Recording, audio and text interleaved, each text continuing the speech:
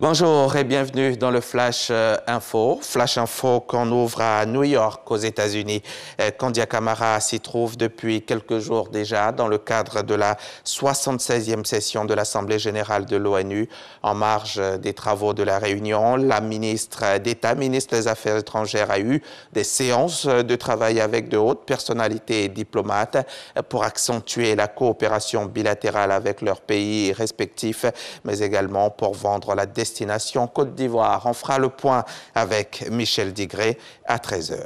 Et justement, à la tribune de l'Assemblée générale des Nations unies hier samedi, devant la communauté internationale, Choguel Maïga, le Premier ministre malien, s'est plaint de la façon dont s'est effectué le retrait de la force française Barkhane du Mali. Le Premier ministre du gouvernement de transition n'a pas mâché ses mots. Il a accusé la France d'avoir abandonné le Mali en décidant de ce retrait. Une décision unilatérale de la France, selon lui, que le gouvernement de transition a déploré. Candidate face à 6 autres pays africains pour un nouveau mandat, la Côte d'Ivoire a été désignée en septembre 2019 à Saint-Pétersbourg en Russie, membre du Conseil exécutif et pays hôte de la Journée mondiale du tourisme 2021. Célébration qui se fera demain lundi au Sofitel, Abidjan, Hôtel Ivoire. À l'occasion de cette 41e édition, au nom de tout le gouvernement, le ministre du Tourisme a livré un message. C'était au micro RTI 1 de Patricia Omouetia. C'est lors de la 23e Assemblée générale de l'OMT à Saint-Pétersbourg en Russie en 2019 que la Côte d'Ivoire a été désignée à l'unanimité des membres comme pays hôte de cette 41e édition de la Journée mondiale du tourisme. Et le thème qui a été choisi à cet effet est le tourisme pour une croissance inclusive. Cette édition qui se déroule en terre ivoirienne est une occasion pour notre pays, à l'occasion de cette grave pandémie qui a secoué le monde et plus particulièrement le monde touristique, appelle à plus de vigilance et à un changement de paradigme. Le ministre du Tourisme et des Loisirs, par ailleurs, président de la Commission régionale pour l'Afrique de l'OMT et membre du comité exécutif, souligne que cela revient à explorer, dans le contexte économique et pandémique mondial actuel, l'activité touristique comme un domaine qui vise à limiter ses conséquences potentiellement négatives de la COVID et à tirer parti de ses retombées positives.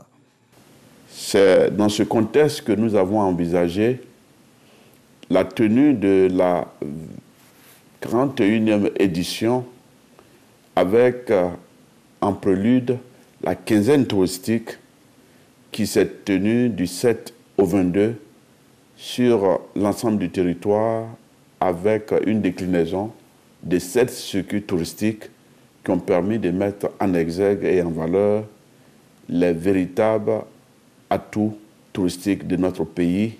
J'invite à cet instant l'ensemble des Ivoiriens et des résidents à nous rejoindre ce 27 septembre 2021 pour célébrer ensemble le tourisme ivoirien, que dis-je, le tourisme africain qui renaît et qui prend toute sa place. Siandou Fofana déclare que, dans un contexte mondial en proie à la pandémie de la COVID-19, l'organisation de cette journée mondiale du tourisme est une opportunité de diriger les acteurs sur de nouveaux créneaux pour repenser le développement et la promotion du tourisme mondial.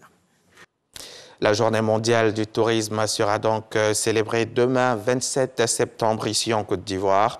Le salon africain des assurances, lui, a eu lieu cette semaine, jeudi et vendredi dernier, précisément à la Caisse d'Arbre au Plateau en présence de plusieurs experts. Un salon qui a enregistré la présence donc de nombreux experts ivoiriens et africains. Thème inaugural de cette 4e édition du SADA, digitalisation des produits d'assurance et protection des consommateurs. Plus de détails dans le 13 h avec Dangui.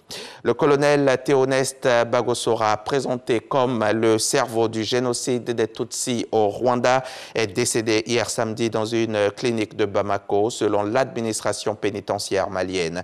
Condamné par un tribunal de l'ONU, il purgeait sa peine au Mali, une peine de 35 ans de prison.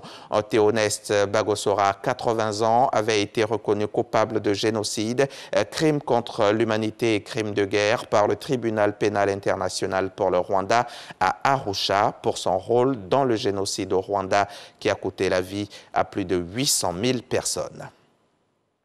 Les Allemands se rendent aux urnes ce dimanche pour désigner le successeur de la chancelière Angela Merkel et peut-être mettre fin à 16 années de pouvoir conservateur. Les premiers résultats de ces élections législatives sont attendus en début de soirée, mais l'issue s'annonce incertaine.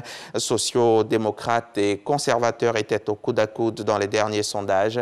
Le dimanche le Dimanche Magazine de ce 26 septembre sera consacré à ces élections. L'ambassadeur de la République fédérale d'Allemagne nous a fait l'honneur d'accepter notre invitation. Il sera sur notre plateau sur le coup de 13 h. À tout à l'heure, c'est à ne pas manquer.